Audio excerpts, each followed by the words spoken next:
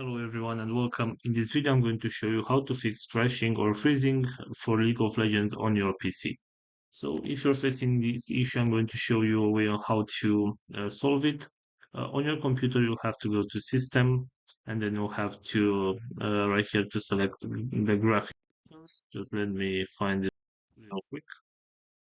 This should be right here at display and then graphics.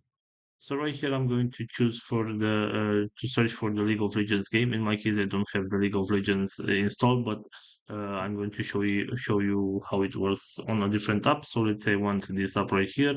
I'm going to select this app and then hit Options, and then I'm going to select the high performance GPU and then hit Save. So if this is not helpful for you and the problem is not fixed, you can just go for an uninstall and install again the League of Legends game. So this is all for today. Hope you enjoyed this video. Don't forget to like and subscribe. Bye bye.